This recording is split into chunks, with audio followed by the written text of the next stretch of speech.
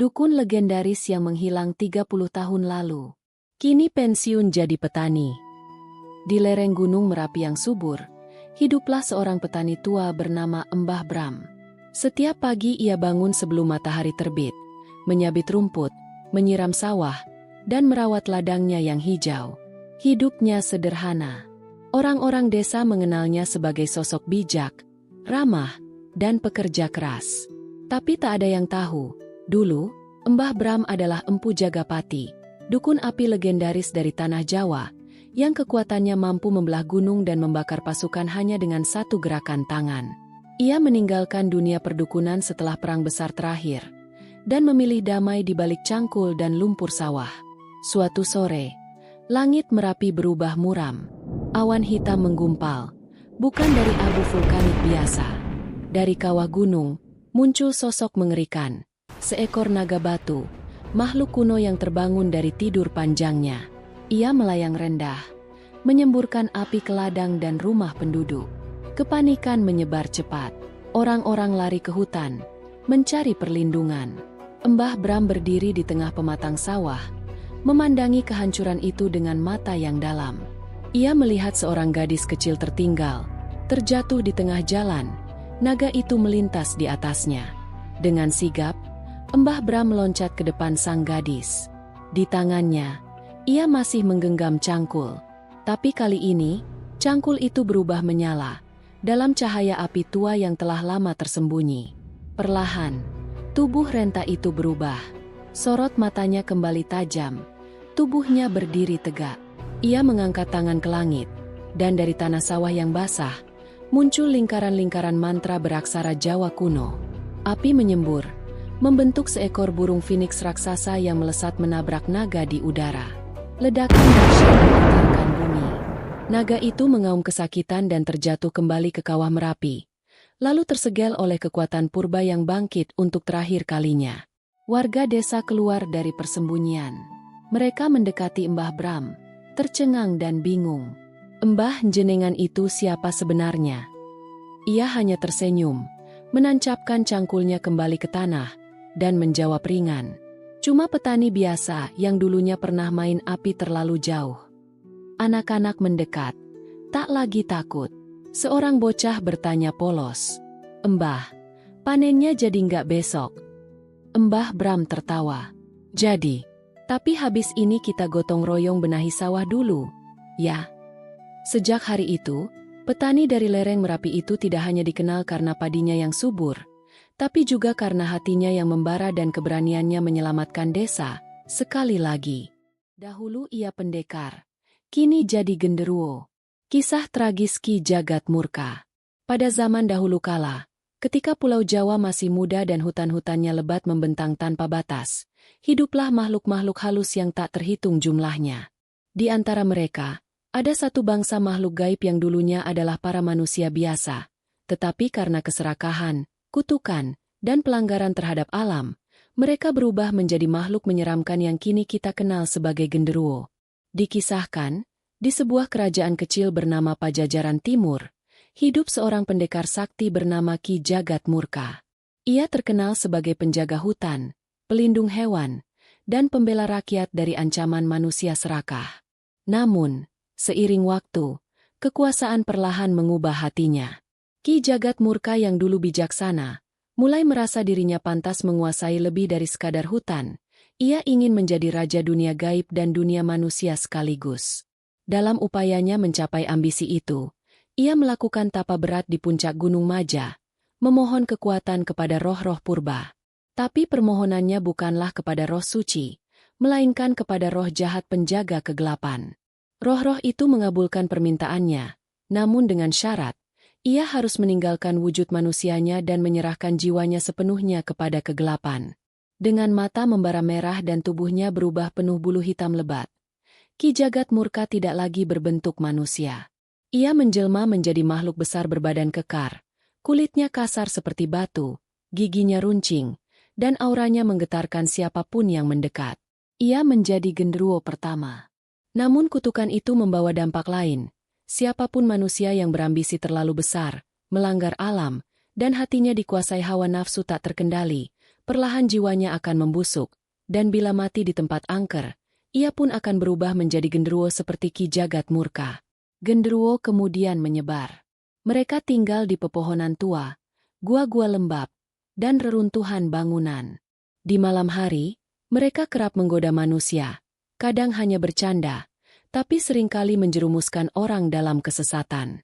Wajah mereka bisa menyerupai manusia biasa, untuk menipu dan mengelabui. Namun tanda-tandanya jelas.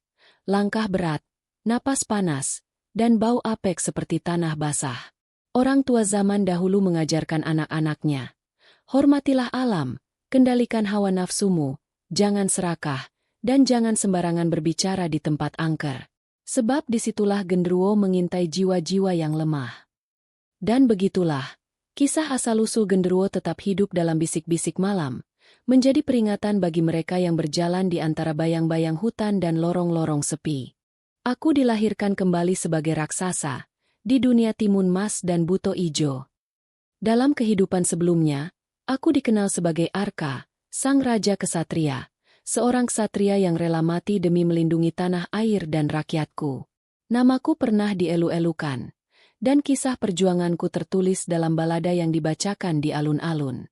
Tapi ajal datang bukan karena pedang musuh, melainkan karena pengkhianatan sahabat sendiri.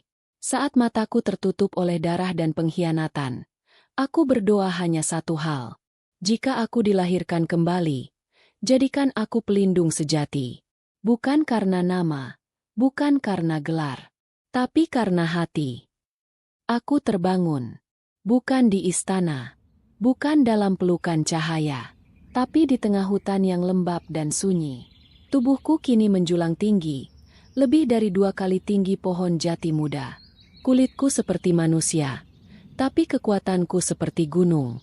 Namun wajahku, saat kulihat bayanganku di sungai yang tenang, bukan lagi wajah Arka. Itu wajah makhluk yang menakutkan, asing, dan kesepian. Aku mencoba mendekati desa. Anak-anak menangis. Orang dewasa mengacungkan tombak dan obor.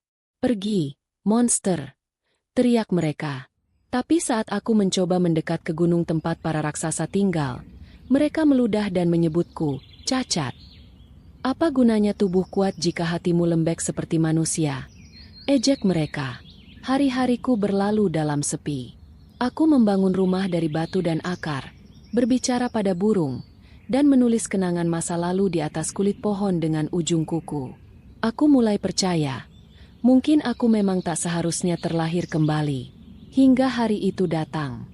Suara jeritan melengking memecah keheningan. Aku melangkah, mengikuti suara itu. Di balik semak besar, kulihat seorang gadis kecil berlari. Nafasnya terengah, matanya penuh ketakutan. Di belakangnya, sesosok makhluk besar berkulit hijau tua, dengan taring dan kuku tajam, mengejarnya. Berhenti, teriakku, menghentakkan tanah. Makhluk itu, raksasa hijau, berhenti dan menatapku, heran dan jijik.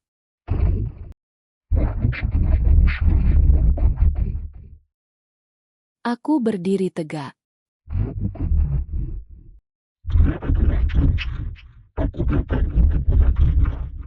Aku ingat kisah itu. Timun Mas, anak dari janji, korban dari kesepakatan magis. Tapi ini, nyata. Dan aku tidak akan tinggal diam. Kami bertarung. Raksasa hijau menyerang seperti badai. Aku terpental.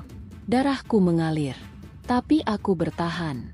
Karena aku pernah mati untuk rakyatku.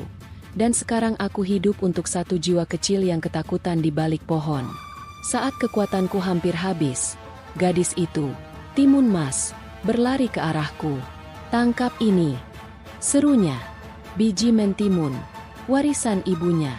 Ia melemparkan satu ke tanah. Akar-akar menjalar, hidup seperti ular kayu, membelit kaki raksasa hijau. Dalam satu gerakan terakhir, aku mengangkat tubuh lawanku dan melemparkannya ke jurang di sisi barat hutan. Ia menghilang dalam kabut. Timun Mas berdiri memandangku dengan mata terbuka lebar. Tapi bukan karena takut. Kau, bukan raksasa biasa, bisiknya. Aku menunduk. Aku bahkan tidak tahu siapa aku sekarang. Ia maju, menggenggam jariku yang sebesar batu. Tapi aku tahu satu hal. Kau menyelamatkanku. Malam itu, kami duduk bersama di tepi sungai. Timun Mas mulai bercerita. Tentang ibunya. Tentang ketakutan. Tentang harapan. Dan aku, untuk pertama kalinya dalam kehidupan keduaku, didengarkan. Aku bukan lagi Arka sang ksatria. Aku bukan pula raksasa buangan. Tapi aku tahu satu hal. Aku diciptakan bukan untuk menghancurkan, tapi untuk menjaga. Dulu diremehkan, kini jadi raja. Kisah kera putih dari batu petir. Di dunia ini, tak ada yang lebih mudah diremehkan daripada seekor kera kecil, apalagi yang lahir dari batu. Di hutan sebelah timur Gunung Lawu, pada suatu malam penuh badai, sebuah batu kristal raksasa retak setelah disambar 7 petir langit. Dari dalam batu itu, muncullah seekor bayi kera berwarna putih perak, dengan bulu berkilau dan mata biru kehijauan. Para tetua hutan berkata ia adalah makhluk titisan langit. Tapi makhluk-makhluk hutan lain hanya tertawa. Seekor kera? Dari batu? Jangan bercanda. Ia bukan dewa. Ia hanya monyet aneh. Burung-burung meremehkannya. Ular mencibirnya. Bahkan sesama kera enggan bermain dengannya. Ia terlalu beda. Terlalu asing. Ia dianggap kutukan, bukan anugerah. Hantraka tak membalas hinaan itu. Ia memilih diam. Ia mendengarkan alam, belajar dari api, air, angin, dan tanah. Ia tidak ingin menjadi raja. Ia hanya ingin menjaga hutan tempat ia tumbuh. Namun dunia tak pernah membiarkan yang kuat bersembunyi lama. Suatu hari, kerajaan Mandaraka datang. Raja manusia yang tamak mendengar kabar tentang batu ajaib di kaki gunung yang menyimpan kekuatan abadi. Ia mengirim pasukan, membakar hutan, menebang pohon, dan mencemari sungai. Binatang-binatang melarikan diri, dan para tetua yang dulu meremehkan Hantraka mulai panik. Di mana kera putih itu? Bukankah dia punya kekuatan? Bukankah dia titisan langit? Tapi Hantraka tak langsung muncul. Ia hanya berdiri di puncak pohon, melihat semuanya dan berkata pelan, "Kalian mencemoohku. Kini kalian memanggilku. Tapi aku tak datang untuk kalian. Aku datang untuk hutan ini." Dengan tongkat api warisan dari naga telaga, Hantraka bangkit. Ia memanggil kawanan kera dari seluruh penjuru hutan. Ia menyatukan mereka. Kera hitam dari goa, kera merah dari gurun, kera emas dari pegunungan. Ia tak lagi jadi makhluk aneh yang lahir dari batu. Ia menjadi pemimpin, dengan sorotan mata api dan langkah sekuat badai. Pertempuran pun meletus. Pasukan manusia yang sombong tak menyangka kekuatan hutan begitu besar. Tanah menggulung, akar menjerat, dan badai turun seolah langit sendiri marah. Di tengah perang itu, Hantraka berhadapan dengan Raja Mandaraka yang memanggil raksasa baja dari ilmu hitam. Hantraka nyaris tumbang, tapi ia ingat, bukan tentang balas dendam, tapi tentang melindungi rumahnya. Dengan pukulan terakhir, ia hancurkan jantung si raksasa, dan robohlah Raja Mandaraka bersama ambisinya. Keesokan harinya, hutan kembali tenang. Para makhluk hutan menunduk di hadapan Hantraka. Bukan karena takut, tapi karena hormat.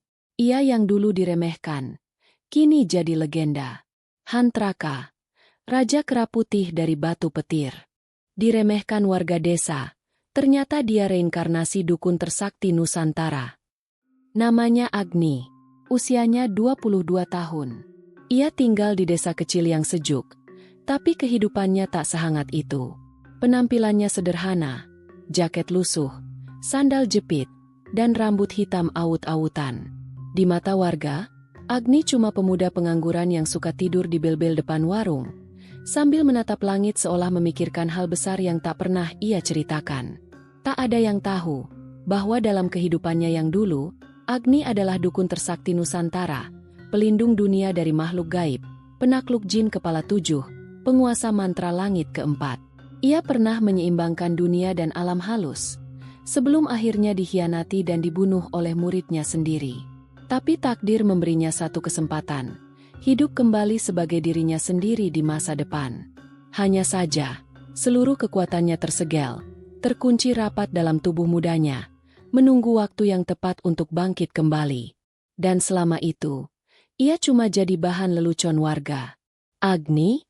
Aduh, jadi tukang urut aja gak bisa, kata orang-orang sambil cekikikan. Agni hanya tersenyum tipis. Ia tahu, manusia biasa hanya percaya pada apa yang mereka lihat, bukan apa yang mereka rasakan. Sampai malam itu datang. Malam Jumat Kliwon. Dari arah utara desa, kabar buruk datang.